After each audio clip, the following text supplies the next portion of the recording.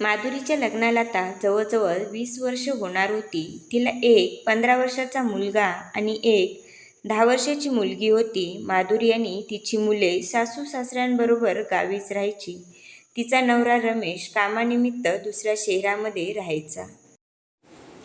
तिचा नवरा घरच्यांसाठी दर महिन्याला पैसे पाठवायचा आणि तो स्वतः 4-5 महिन्यातून एकदा घरी यायचा.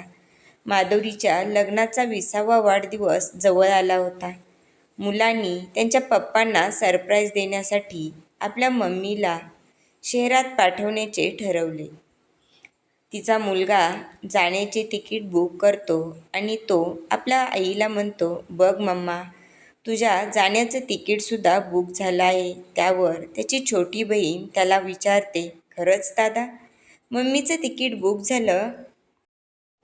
आता मम्माला पप्पाकडे जाण्याशिवाय दुसरा पर्याय नाही. त्यावर माधुरी मुलांना म्हणते, तुम्ही दोघांनी हे काय लावलं आहे? तुम्ही तुमचा अभ्यास सोडून फालतू कामामध्ये का वेळ घालवत आहे? माधुरी गुड्डीला म्हणते, तुझं तर अभ्यासात लक्ष लागत नाही, अशा फालतू गोष्टींमध्ये लक्ष लागतं.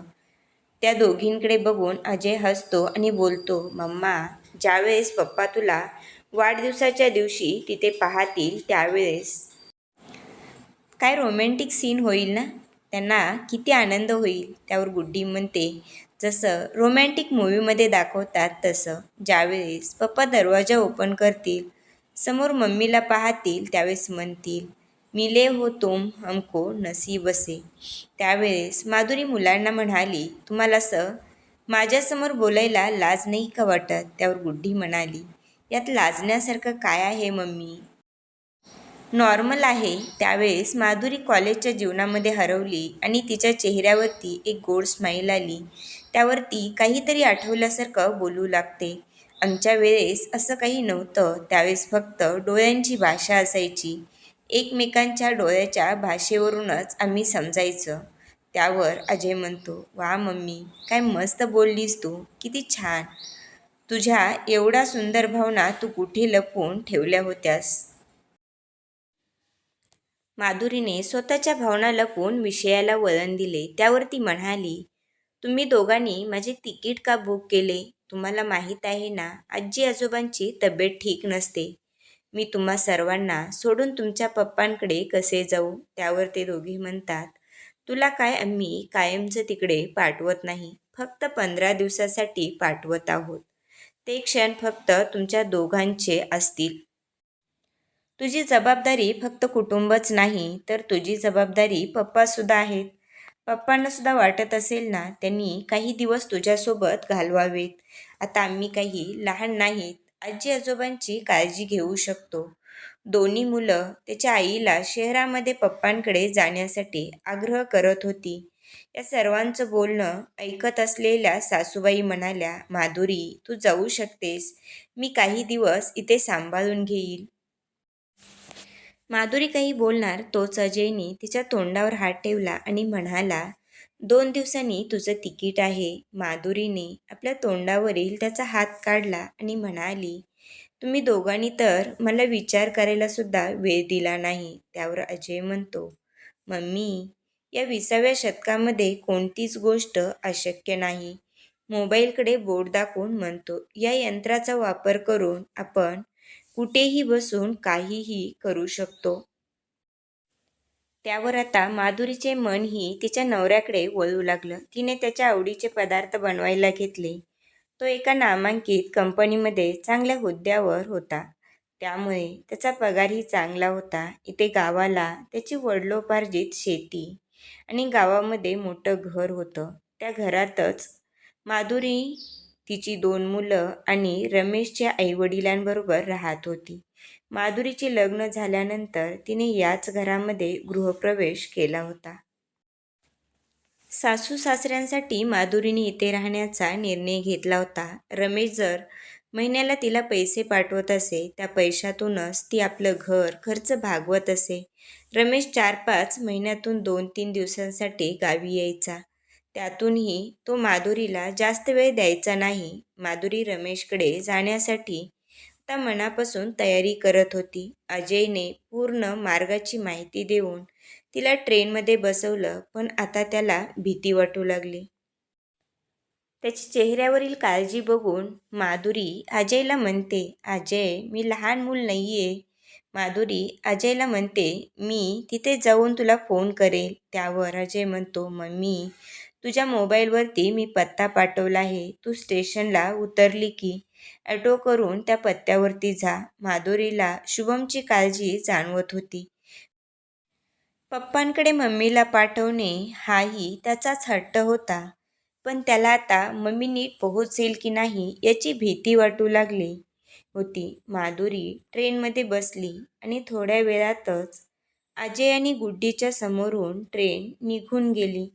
खिडकीतून येणाऱ्या थंड वाऱ्यामुळे माधुरीसुद्धा सुखावली होती. त्या वाऱ्याबरोबरच तिला तिच्या भूतकाळातील ते क्षण आठवू लागले. ते क्षण तिने आजही जसेच्या तसे जपले होते. कितीतरी दिवसानंतर ते दोघे बरोबर राहणार होते. वेळ पाहून माधुरीला अंदाज आला होता की ज्यावेळेस ती फ्लॅटवर पोहोचेल त्यावेळेस रमेश घरीच असेल. सकाळी बरोबर 6 वाजता अजयने तिला कॉल केला आणि तो म्हणाला, मम्मी, आता तुझी उतरायची वेळ आली आहे.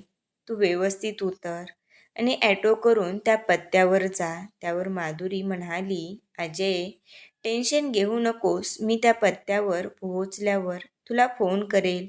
माधुरी त्या पत्त्यावर पोहोचली आणि त्या बिल्डिंगच्या पायऱ्या चढून हळूहळू त्या दारापाशी आली. एकदा बेल वाजवून रमेशने दरवाजा उघडला नाही म्हणून माधुरीने पुन्हा बेल वाजवली तर एका चुडीदार घातलेल्या बाईने येऊन दरवाजा उघडला. त्यावर ती बाई म्हणाली, तुम्हाला कोणाला भेटायचे आहे? माधुरीने फोनमधील पत्ता दाखवला आणि म्हणाली, रमेश पाटीलला भेटायचं आहे. ते इथेच राहतात का? त्यावर ती बाई म्हणाली, तुमचे त्यांच्याकडे काही काम आहे का? त्यावर माधुरी म्हणाली, तुम्ही कोण आहात आणि इथे काय करत आहात? त्यावर ती बाई म्हणाली, मी त्यांची पत्नी आहे. ते ऐकून माधुरीला तर विश्वासच बसत नव्हता. तेवढ्यात बेडरूममधून आवाज आला, काजल, एवढ्या सकाळी कोण आला आहे? त्यावर काजल म्हणाली, अहो, जरा बाहेर या, तुम्हाला भेटण्यासाठी कोणीतरी आलं आहे. त्यावर माधुरीची नजर बेडरूमकडे गेली आणि तिला वाटलं हा दुसरा कोणीतरी रमेश असेल. पण समोरील व्यक्तीला पाहून ती तर आश्चर्यचकित झाली. रमेश तिला म्हणाला, तू एवढ्या सकाळी इथे? तेवढ्यात त्याच्या मोबाईलवरती कोणाचा तरी फोन आला. त्याचा चेहरा पाहून वाटत होतं तो फोन अजयचा असावा, पण रमेशने फोन डिस्कनेक्ट केला. ते पाहून माधुरी तिथून निघून गेली, पण तिला आता कोणत्या रस्त्याने जायचं हे कळत नव्हतं. रमेश मात्र माधुरीला एवढ्या सकाळी इथे पाहून गोंधळला होता. त्याला आता काजलला काय उत्तर द्यावे हे कळत नव्हते. काजल त्याच्याकडे एकटक पाहत होती आणि त्याला विचारत होती, रमेश, कोण होती ती बाई आणि इथे का आली होती? आणि काहीही न बोलता ती अशी रडत परत का गेली? पण रमेशला आता काजलच्या प्रश्नाचं काय उत्तर द्यावं ते कळत नव्हतं. रमेशच्या चेहऱ्यावर उडालेला गोंधळ बघून काजलला काहीतरी विचित्र वाटलं. ती परत परत त्याला विचारू लागली, पण रमेश मात्र शांतच होता. रमेशने तर माधुरी कधी अशी येईल याची कल्पनाही केली नव्हती. एवढे दिवस आपण लपवलेलं जे सत्य आहे ते बाहेर पडेल याची कल्पनाही त्याला नव्हती. काजलला मात्र आता शंका येऊ लागली होती. नक्कीच त्याच्या मागे काहीतरी कारण आहे. कदाचित रमेश आपल्याला फसवतही असावा. तिच्या मनामध्ये अनेक शंका येऊ लागल्या होत्या. रमेशला तर माधुरीपेक्षा जास्त काळजी काजलची वाटू लागली होती. त्याला वाटलं, मी माधुरीला कसेही समजवेल, पण काजलला समजावणं कठीण आहे. तरी तो काजलला समजावू लागला, पण ती काही ऐकण्याच्या मनस्थितीत नव्हती. रमेश म्हणाला, काजल, तू शांतपणे माझं ऐकून तरी घे. त्यावर ती म्हणाली, काय ऐकून घ्यायचं आहे तुझं? म्हणजे तू एकीबरोबर आम्हा दोघींना फसवत होतास? नाही काजल, तू मला चुकीचं समजत आहेस. भास्कर रमेश, आणखी किती फसवणार आहेस? त्या बाईच्या डोळ्यातील वेदना मी पाहिल्या आहेत. ती ज्या स्पीडने इथून निघून गेली, तिने स्वतःचे काही बरे वाईट करू नये. म्हणजे झालं, तिनं जरी काही केलं तर त्याला मी जबाबदार असेल. तुझी कोणतीही माहिती न काढता मी तुझ्याबरोबर लग्न केलं. एका स्त्रीचं आयुष्य उद्ध्वस्त केलं. जर आज तिला काही झालं तर मी स्वतःला कधीही माफ करू शकणार नाही. तिचं बोलणं ऐकून मात्र रमेश स्तब्ध झाला. तिचा काहीही तिच्याशी संबंध नसताना सुद्धा ती तिच्याबद्दल एवढा विचार करते. आपण तर कुठलाही विचार केला नाही, तिला फक्त गृहीत धरलं. आपल्या आई वडिलांना सांभाळण्यासाठी कोणीतरी पाहिजे एवढाच आपण विचार केला. काजलने ओळखलं होतं, ती एक स्वाभिमानी स्त्री आहे, त्यामुळे काहीही न बोलता निघून गेली. इकडे माधुरी तिच्या डोळ्यातून वाहणारे अश्रू तिच्या पदराने पुसत होती आणि जिकडे रस्ता दिसेल तिकडे ती चालत होती. शेवटी एक निर्जन जागा पाहून माधुरी खाली बसली. तिला वाटलं थोडा वेळ शांत बसून मोकळा श्वास घ्यावा, पण तिला शुभमचे कंटिन्यू फोन येत होते. तिच्या मोबाईलची रिंग काही केल्या थांबत नव्हती. अजयला काही सांगण्याची हिंमत तिच्यामध्ये नव्हती, पण त्याला बोलायचं होतं. तिने थोडा वेळ शांत बसून तिचे अश्रू थांबवले, बाटलीतून पाणी काढले आणि थोडंसं पाणी पिऊन तिने अजयचा फोन उचलला. तोच अजय म्हणाला, सॉरी मम्मी, माझ्यामुळे तुला अडचणी येत आहेत. मी पप्पांना असं सरप्राईज द्यायला नको होतं. माझं पप्पांशी बोलणं झालं आहे. ते कामासाठी दुसऱ्या शहरात गेले आहेत असे ते म्हणाले. मम्मी, तू रिटर्न तिकीट काढून परत ये. मला खूप टेन्शन आलं आहे. माझ्यामुळे तुला अडचणीचा सामना करावा लागत आहे. अजयच्या बोलण्यावर माधुरी फक्त हो आणि हं एवढंच बोलली. तिच्या तोंडातून दुसरा आवाज निघाला नाही. थोड्या वेळापूर्वी मिळालेलं सरप्राईज ती कसं विसरू शकणार होती? किती सहज रमेश त्याच्या मुलाशी खोटं बोलला, पण ती काय करू शकत होती? कुठे जाणार होती? आली होती त्याला सरप्राईज द्यायला, पण मिळालं तर तिलाच रिटर्न सरप्राईज. रमेशने दिलं होतं. एवढ्या दिवस रमेशच्या बोलण्यातून तिला कधीही वाटलं नव्हतं की त्याचं एक वेगळं जग असू शकतं, पण ती ज्याच्याबरोबर जोडली गेली होती तेही त्याचं एक जगच होतं. पण त्याने असं का केलं असेल? त्याला जर हिचा कंटाळा आला होता तर त्यांनी का सांगितलं नसेल? आता तिने रमेशची तक्रार कोणाकडे करायची होती? तिच्या सासू-सासऱ्यांशी तिचं या 20 वर्षात त्यांच्याशी घनिष्ठ नातं निर्माण झालं होतं. मी त्यांना का त्रास देऊ? त्यांनी तर नेहमीच मला एका मुलीसारखं मानलं. ती त्या कुटुंबाच्या जबाबदाऱ्यामध्ये हरवून गेली होती. तिने स्वतःकडे कधी लक्ष दिलं नाही. माधुरीचा लठ्ठपणा नेहमीच वाढत होता, पण रमेशला वेगळंच काहीतरी हवं होतं, जे त्याला काजलमध्ये मिळालं होतं. काजल ही एक झिरो फिगरवाली सुंदर बाई होती. तेच रमेशला हवं असेल, जे माधुरीमध्ये त्याला मिळालं नाही. माधुरी ही दिसायला सुंदर होती, पण तिने स्वतःकडे दुर्लक्ष केल्यामुळे तिचं ते सुंदरपण हरवलं होतं. रमेश अजय आणि गुड्डीची जबाबदारी सांभाळत होता. या विचारात असताना तिला शुभमचा फोन आला आणि तो म्हणाला, मम्मी, तू रिटर्न तिकीट काढलंस का? ती त्याच्याशी खोटं बोलली. बेटा, खूप मोठी लाईन आहे. मी आणखी लाईनमध्येच आहे. ठीक आहे मम्मी. तिकीट काढून लवकर गाडीमध्ये बस. ती हो म्हणाली आणि तिने फोन कट केला. तेवढ्यात काही फाटलेली कपडे घातलेली मुलं तिच्याजवळ आली आणि तिला खाण्यासाठी काहीतरी मागू लागली. त्यावेळेस मधुराला आठवलं की तिच्या बॅगेमध्ये लाडू आहेत. त्याची आता कोणाला गरज नव्हती. तिने ते लाडू काढून त्या मुलांना दिले आणि स्टेशनच्या दिशेने चालू लागली. हे सर्व दृश्य लांबूनच कोणीतरी टिपत होतं, याची तिला मात्र जाणीव नव्हती. काजल रागातच घरातून बाहेर पडली होती आणि ती माधुरीला इकडे तिकडे शोधू लागली होती. तीही तिच्या पाठीमागे शोधत लांबपर्यंत आली तर तिला माधुरी मोकळ्या जागेत बसलेली दिसली. ती लांबूनच तिचं निरीक्षण करत होती. काजलचे मात्र तिच्याजवळ जाण्याचं धाडसच झालं नाही. तिच्या लक्षात सर्व काही येत होतं. रमेशनं आपल्यापासून बरंच काही लपवलेलं आहे. आपणही कुणाचे तरी गुन्हेगार आहोत याची तिला जाणीव झाली होती. माधुरी त्या मुलांना लाडू देत होती. ते दृश्य पाहून तिच्या डोळ्यामधून पाणी आलं की आपण एखाद्या व्यक्तीसाठी एवढं लांबून यायचं, त्याच्या आवडीचे सर्व पदार्थ घेऊन यायचे आणि त्या व्यक्तीने आपल्याला ओळख नसल्यासारखं दाखवायचं. त्यावेळेस तिच्या मनाची काय अवस्था झाली असेल. हा विचार करूनच काजलच्या अंगावरती काटा आला. तिने सर्व दृश्य लांबूनच आपल्या डोळ्यामध्ये कैद केलं. माधुरी उठत असताना काजल पटकन तिथून आडोशाला उभी झाली.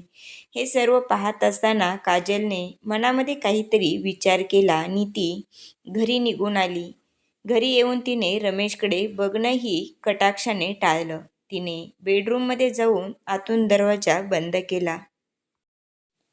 सकाळची वेळ असल्यामुळे काही वेळातच माधुरीला तिकीट मिळाले. त्यामुळे ती संध्याकाळपर्यंत घरी पोहोचली. त्यावेळेस अजयने तिला परत येऊन मिठी मारली आणि म्हणाला, थँक्यू मम्मी, तू सुखरूप घरी पोहोचली. तोच गुड्डी परत येऊन म्हणाली, मम्मी, तू पप्पांना सरप्राईज द्यायला गेली होती, पण तू स्वतःच सरप्राईज झाली. अजय म्हणाला, मम्मी, ही माझी चूक होती की मी सरप्राईज प्लॅनिंग केली. या सगळ्यातून पुरेपूर सावरली नव्हती. तोच तिची सासू तिला म्हणाली, माझा बिचारा रमेश या घराच्या जबाबदारीसाठी दिवसभर इकडे तिकडे धक्के खात फिरतो. त्याला 2 वेळचं जेवणही नीट मिळत नाही. सासूचे बोलणे आणि रमेशवरील विश्वास पाहून माधुरीच्या डोळ्यामध्ये अश्रू आले. तिने कसेबसे आपले अश्रू आवरले. ती कोणालाही काही न बोलता आतमध्ये गेली. सामान ठेवून परतच बाथरूममध्ये गेली. कोणाला काही कळू नये म्हणून तिने बाथरूममध्ये जाऊन नळ चालू केला आणि ढसाढसा रडू लागली. सगळ्यांपासून आपले अश्रू लपवणारी माधुरी काही केल्या अश्रू थांबवू शकली नव्हती. कारण हा मोठा विश्वासघात होता. तिला सहन होत नव्हता. तिला रमेशला काहीतरी विचारायचं होतं, पण ती काहीच विचारू शकली नाही. ती तशीच घरी परत आली. ती त्याच्यापासून दूर असूनही तिच्या आयुष्यातील 20 वर्षाचा अमूल्य वेळ तिने प्रामाणिकपणे या घरासाठी घालवला होता. या घराला तिच्या प्रेमाने घरपण दिलं होतं. या घराच्या प्रत्येक विटेमध्ये तिच्या प्रेमाच्या भावना रुजल्या होत्या. पण आज तिला तिच्यासाठी या फक्त घराच्या भिंती होत्या. कितीतरी आठवणीने सजलेल्या या भिंती तिला आज परक्या वाटू लागल्या होत्या. बराच वेळ झाला ती बाथरूममधून बाहेर येत नाही म्हणून अजय म्हणतो, मम्मी, तू ठीक तर आहेस ना? पाय वगैरे घसरून पडली नाहीस ना? अजयच्या आवाजाने माधुरी भानावर आली. तिने बोलण्याचा प्रयत्न केला, पण तिच्या घशातून आवाजच निघत नव्हता. तिला अजयला सांगायचं होतं की मी ठीक आहे. काही वेळ होऊनही माधुरीचा आवाज आला नाही म्हणून अजय पुन्हा म्हणतो, मम्मी, तू ठीक तर आहे ना? तेवढ्यात माधुरी दरवाजा उघडून बाहेर येते आणि रागाने अजयला म्हणते, काय हा बालिशपणा आहे? तुम्ही लोक मला ठीक श्वासही घेऊ देत नाही. थोडासा थकवा जाणवत होता म्हणून. अजयला त्याच्या आईच्या बोलण्यात काहीतरी वेगळं पण जाणवत होतं. अजयने स्वतःला सावरलं आणि तो त्याच्या मम्मीला म्हणाला, मम्मी, मी तुझ्यासाठी ब्लॅक कॉफी बनवतो. ती पिऊन तू थोडा वेळ आराम कर. पण माधुरीने त्याला नकार दिला नाही. आज तिचं मन आणि आयुष्य दोन्हीही जळत होतं. ती डोळे झाकून पलंगावर पडली. पण रमेश आणि काजलचा चेहरा डोळ्यासमोर आला. तिने पटकन डोळे उघडले. काही वेळाने अजय ब्लॅक कॉफी घेऊन आला आणि माधुरीजवळ बसून म्हणाला, हे घे मम्मी, तुला माझ्यामुळे इतका त्रास सहन करावा लागला. अजयचं बोलणं ऐकून माधुरीला गप्प राहणंच योग्य वाटले. जर आपण काही बोललो तर आपले अश्रू आपली साथ देणार नाही, ते डोळ्यातून खाली येतीलच. माधुरीच्या तब्येतीचा विचार करून अजय तिला खोलीतच आराम करायला सांगतो. पण आता माधुरी कशी आराम करू शकते? आता विचार करून करून तिचा मेंदू फुटायची वेळ आली होती. झोप तर तिच्या डोळ्यापासून कोसू दूर पळाली होती. अजय समजूतदार होता, पण गुड्डी लहान होती. ती तिच्या मम्मीजवळ आली आणि तिला अनेक गोष्टी सांगू लागली. माधुरीला काही वेळ आराम करायचा होता, पण ती तिला सांगूही शकत नव्हती. तिकडे काजल दरवाजा बंद करून बसली होती. रमेशने तिला खूप समजावण्याचा प्रयत्न केला, पण तिने त्याचे काहीच ऐकलं नाही. तिला माहीत होतं रमेश जे काही बोलेल ते खोटंच बोलेल, त्याशिवाय दुसरं काही बोलणार नाही. 5 वर्ष रिलेशनशिपमध्ये राहिल्यानंतर त्यांनी 2 वर्षापूर्वी मंदिरामध्ये लग्न केलं होतं. ती किती सहजपणे रमेशच्या जाळ्यात अडकली होती. त्याच्या प्रत्येक गोष्टीवर तिचा विश्वास असायचा. इतक्या सकाळी ती बाई का आली होती आणि ती कोण होती हे परत परत विचारल्यानंतर अनेक आडेवेडे घेऊन शेवटी त्याला सत्य सांगावंच लागलं होतं. ते ऐकून काजलच्या पायाखालची जमिनी सरकली. आपण दुसऱ्या स्त्रीचं आयुष्य उद्ध्वस्त केलं हे तिच्या लक्षात आलं होतं. तिच्या डोळ्यामध्ये पाणी जमा झालं. रमेश दर महिन्याला पैसे पाठवायचा हे काजलला माहीत होतं, पण त्याचे आईवडील गावाकडच्या एका नातेवाईकाकडे राहतात, म्हणून तो नेहमी पैसे पाठवतो असं त्याने सांगितलं होतं. काजल अनेक वेळा त्याला म्हणाली होती, आपण गावी जाऊ तुझ्या आईवडिलांना भेटायला, माझी तुझ्या आईवडिलांबरोबर ओळख करून दे. पण रमेश म्हणायचा, तू दुसऱ्या जातीचे असल्यामुळे माझे आईवडील तुझा स्वीकार करणार नाहीत, ते जुन्या विचाराचे आहेत असं सांगून त्याने आजपर्यंत वेळ मारून नेली होती. रमेश ज्या ठिकाणी काम करायचा त्या ठिकाणी काजलही काम करत होती. त्यामुळे दोघांची मैत्री वाढत गेली आणि मैत्रीमधून कधी ते एकमेकांच्या प्रेमात पडले हे त्यांनाही कळालं नाही. रमेशला तर आपल्या बायको मुलांचाही विसर पडला होता. त्याला काजलशिवाय दुसरं काही दिसत नव्हतं. गावी गेला तर माधुरीला तो इग्नोर करायचा.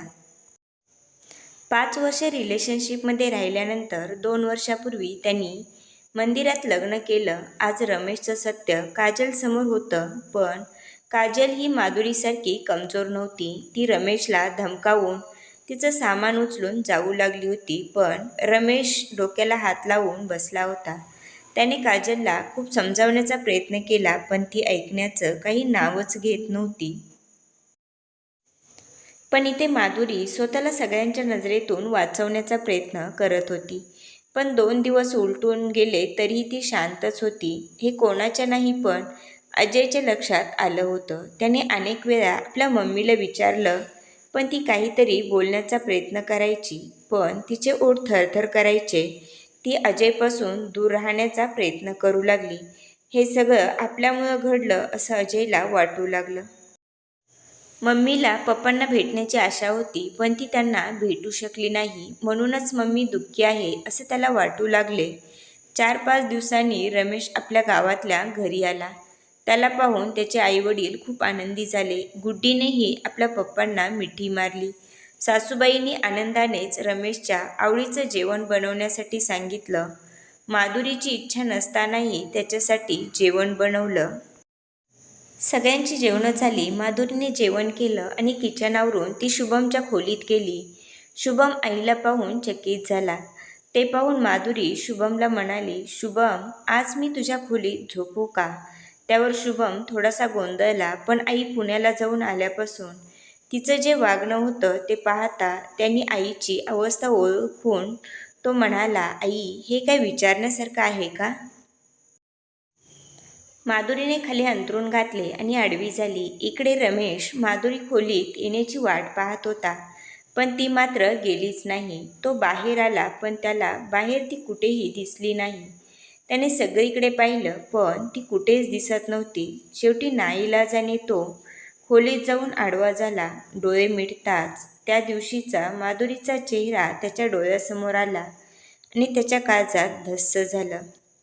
नमस्कार मित्रमैत्रिणींनो, जर हा व्हिडिओ आवडला तर व्हिडिओला लाईक करा, सबस्क्राईब करा आणि बाजूचे बेल आयकॉन प्रेस करा, म्हणजे ज्यावेळेस मी नवीन व्हिडिओ टाकेल त्यावेळेस तुम्हाला सर्वात पहिलं नोटिफिकेशन मिळेल. धन्यवाद.